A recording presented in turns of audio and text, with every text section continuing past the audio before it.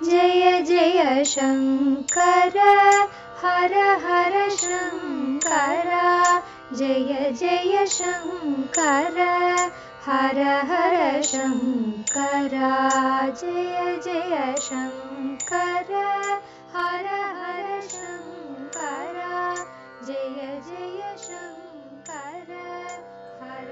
சமூக தனி வாழ்க்கை நெறிகள், தெய்வத்தின் குரல், 3ஆம் பாகம், பரோபகாரம், வேத சாஸ்திரங்களில் தான தர்மம். எண் 4 அறம். இன்று முன்னே சொன்ன 32 மட்டும் இல்லாமல் வேத சாஸ்திரங்களில் ஏராளமான தானங்களை சொல்லி இருக்கிறது. ராஷ்டிரகூட ராஜ்யத்தில் முக்கியமான ஸ்தானத்தில் இருந்த ஹேமாத்ரி என்றவர் இந்த தானங்களை எல்லாம் தொகுத்து ஒரு புஸ்தகம் எழுதியிருக்கிறார். தான ஹேமாத்ரி என்றே அதற்கு பெயர். 700 வருஷங்களுக்கு முன் எழுதிய இந்த புஸ்தகத்துக்கு ஆதாரம் அதற்கும் 200 வருஷங்கள் முந்தி லக்ஷ்மிதரர் எழுதிய கிருத்திய கல்பத்தரு. இப்போது கனோஜ் என்கிற கான்யகுப்ஜத்தில் வசித்தவர் இந்த லக்ஷ்மிதரர். அதிலே சொல்லாத தானமே இல்லை. தானம் என்றால் பொருளை தருவதுதான் என்று இல்லை. வித்யாதானம் என்று படிப்பு தருவது, அணைகள் கட்டி ஜனங்களுக்கு உபகாரம் பண்ணுவது முதலான சோசியல் சர்வீஸ் எல்லாவற்றையுமே அதில் தானம் பண்ணுவது என்று சொல்லி இருக்கிறது. வேதத்திலும் தான மகிமை எங்கு பார்த்தாலும் சொல்லி இருக்கிறது. வேத சிரசான உபனிஷத்துக்களில் ரொம்ப பெரிசானது பிருஹதாரண்யகம்.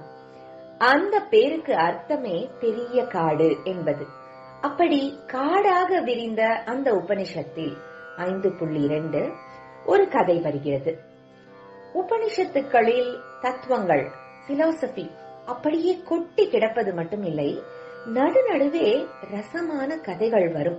இந்த கதைகளின் மூலமும் ஒரு பெரிய தத்துவம் பிரகாசிக்கும். அப்படி பிருஹதாரண்யகத்தில் கொடையை பற்றி ஒரு கதை வருகிறது. தேவர்கள், அசுரர்கள், மனுஷர்கள் எல்லாருமே பிரம்மாவுக்கு ஒரே மாதிரி குழந்தைகள் தான். பரமாத்மாவுக்கு பல தினசான லீலை வேண்டியிருக்கிறது. நல்லது கெட்டதுகளை மோதவிட்டு வேடிக்கை பார்க்க வேண்டியிருக்கிறது. அதற்காக அவர் பிரம்மாவை கொண்டு தேவஜாதி, அசுர ஜாதி, மனுஷ ஜாதி முதலானவைகளை சிருஷ்டிக்க செய்கிறார். இந்த 3 ஜாதிக்கும் நல்லதை சொல்ல பிரம்மா கடமைப்பட்டிருக்கிறார். ஒரு சமயம் தேவர்கள் எல்லோரும் பிரம்மாவிடம் போய் எங்களுக்கு சுருக்கமாக ஒரு உபதேசம் பண்ணுங்கள் என்று பிரார்த்தித்துக் கொண்டார்கள். பிரம்மா த என்ற ஒரே ஒரு அக்ஷரத்தை மட்டும் சொல்லிவிட்டு, இதுதான் உபதேசம், இதற்கு அர்த்தம் புரிந்து கொண்டீர்களா என்றார்.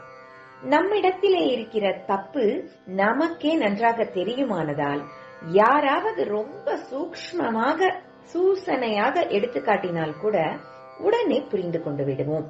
இந்த ரீதியில் தேவர்களுக்கு பிரம்மா த என்று சொன்ன உடனேயே அதற்கு இன்னதுதான் அர்த்தமாக இருக்கும் என்று புரிந்துவிட்டது.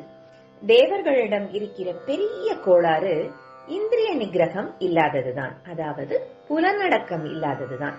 தேவலோகம் ஆனந்த லோகம் அல்லவா? அங்கே சுகவாசிகளாக மனம் போனபடி இருப்பது தேவர்களின் வழக்கம். ஆனபடியால் இந்திரியங்களை கட்டுப்படுத்திக் கொள்ளுங்கள் என்றுதான் பிரம்மா ஹிண்ட் பண்ணுகிறார், அதாவது குறிப்பால் உணர்த்துகிறார் என்று புரிந்து கொண்டார்கள். புரிந்துவிட்டது, தாமியத என்று தாங்கள் உபதேசித்து விட்டீர்கள் என்று பிரம்மாவிடம் சொன்னார்கள். தமம், சமம் என்று 2 உண்டு. 2ம் அடக்கத்தை குறிப்பது. புலனடக்கம், மனசடக்கம் என்ற 2ஐ குறிப்பிட தமம், சமம் என்று ஒரே அடக்கத்திற்குள்ள 2 வார்த்தைகளை சொல்வது. சமம், தமம் முதலான 6 குணங்களை சமாதி ஷட்க சம்பத் என்று பெயரிட்டு சாதகர்களுக்கெல்லாம் நம் பகவத் பாதாள் விதித்திருக்கிறார். சமத்தோடு கூடிய நிலைதான் சாந்தி. தமத்தில் அடங்கி இருப்பது தாந்தி. ஒன்றை மட்டும் சொன்னால் அதுவே 2 வித அடக்கத்தையும் குறிக்கும். தாமியத என்றால் தமத்தை செய்யுங்கள், அதாவது இந்திரியங்களையும் மனசையும் கட்டுப்பாடு பண்ணிக்கொள்ளுங்கள், கண்ட்ரோல் பண்ணிக்கொள்ளுங்கள் என்று அர்த்தம். பிரம்மா த என்று சொன்னது தாமியதவுக்கு அப்ரிவியேஷன், சுருக்கம் என்று தேவர்கள் அர்த்தம் பண்ணி கொண்டார்கள். ஒரு முழு வார்த்தையை சொல்வதை விட அதில் முதல் எழுத்தை மட்டும் சொன்னால் அதற்கு ஜாஸ்தி சக்தி இருக்கிறது. சர்ச்சில் கூட வி ஃபார் விக்டரி என்று சொல்லி எங்கே பார்த்தாலும் அந்த வியை மந்திரம் மாதிரி பரப்பினார். நீங்கள் அர்த்தம் பண்ணி கொண்டது சரிதான் என்று சொல்லி பிரம்மா தேவர்களை அனுப்பினார். மனுஷர்களுக்கும் இதே மாதிரி உபதேசம் வாங்கிக் கொள்கிற ஆசை வந்தது. அவர்களும் பூர்வ காலத்தில் பிரம்மாவை நெருங்கக்கூடியவர்களாக இருந்தார்கள். அதனால் அவரிடம் போய் உபதேசம் பண்ணுங்கள் என்று வேண்டிக் கொண்டார்கள். மறுபடியும் பிரம்மா த என்ற அதே சப்தத்தை மட்டும் சொன்னார். மனுஷர்களுக்கும் தங்கள் குற்றம் உள்ளுக்குள் உறுத்தி கொண்டிருந்ததால் தங்களுக்கு அத்தியாவசியமான உபதேசம் இன்னது என்று பளிச்சென்று புரிந்து கொண்டார்கள். அர்த்தம் தெரிந்ததா என்று பிரம்மா கேட்டவுடன், தெரிந்து கொண்டோம், தத்த என்று உபதேசம் பண்ணியிருக்கிறீர்கள் என்றனர். தத்த என்றால் கொடு, தானம் பண்ணு என்று அர்த்தம். தத்தம் பண்ணுவது, தத்து கொடுப்பது முதலான வார்த்தைகள் வழக்கத்தில் கூட இருக்கின்றனவே. ஆமாம், நீங்கள் சரியாக புரிந்து கொண்டிருக்கிறீர்கள் என்று பிரம்மா மனுஷ ஜாதியிடம் சொல்லி அனுப்பி வைத்தார். தேவர்களும் மனுஷர்களும் உபதேசம் வாங்கிக் கொண்டால் அசுரர்கள் மட்டும் சும்மா இருப்பார்களா? அவர்களும் பிரம்மாவிடம் வந்து உபதேசம் கேட்டார்கள். அவரும் பழையபடி அந்த கிரிப்டிக், அதாவது சுருக்கமான த உபதேசத்தை பண்ணினார். புரிந்ததா என்று கேட்டார். அசுரர்களும் உடனே புரிந்துவிட்டது, தயத்வம் என்று உபதேசம் பண்ணிவிட்டீர்கள் என்றனர். பிரம்மாவும் ஆமாம் என்றார். தயத்வம் என்றால் தயையோடு இருங்கள் என்று அர்த்தம். இரக்கமில்லாதவர்களைத்தானே அரக்கர் என்று சொல்லி இருக்கிறது. கொஞ்சம் கூட தயாதாட்சிண்யம் இல்லாத குரூர ஸ்வபாவம் தான் அசுரர்களின் இயற்கை. அதனால் தவுக்கு இப்படி அர்த்தம் பண்ணி கொண்டார்கள். இடி இடிக்கிற போது தத என்கிற மாதிரி சப்தம் கேட்கும். தாமியத, தத்த, தயத்வம் என்பதுதான் அந்த 3 த. இது பிருஹதாரண்யக உபனிஷத்தில் வருகிற கதை. நம் சங்கர பகவத் பாதாள் இதற்கு பாஷ்யம் எழுதுகிற போது, இங்கே தேவர் அசுரர் என்று சொன்னதெல்லாமும் மனுஷர்களுக்கு வேறல்லர். மனிதர்களிலேயே எல்லா நல்ல குணமும் இருந்தும் புலனடக்கம் இல்லாதவர்கள் தேவர்கள். கொடுக்கிற ஸ்வபாவமே இல்லாமல் லோப குணத்தோடு இருப்பவர்கள் அசல் மனுஷர்கள். ஹிம்சை பண்ணிக்கொண்டு குரூரமாக இருக்கிற மனிதர்களே அசுரர்கள். ஆனதால் 3 உபதேசங்களும் நமக்கே ஏற்பட்டவை என்றுதான் நாம் அர்த்தம் பண்ணிக்கொள்ள வேண்டும் என்று சொல்லியிருக்கிறார்.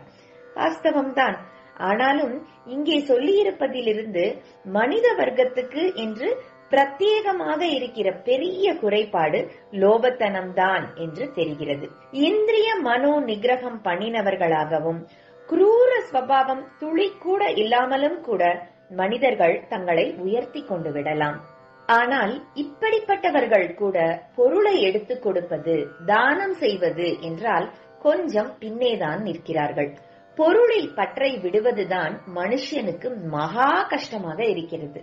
இதனால்தான் மனிதனுக்கு முக்கியமாக தத்த, தானம் பண்ணு என்று வேதத்தின் முடிவில் இருக்கப்பட்ட உபனிஷத்தே உபதேசம் பண்ணுகிறது. வேத சாஸ்திரங்களில் தான தர்மம் நாளை தொடரும். ஜெய ஜெய சங்கர, ஹர ஹர சங்கர, மகா பெரியவா சரணம். जय जय शंकर, हर हर शंकर. जय जय शंकर, हर हर शंकर. जय जय शंकर.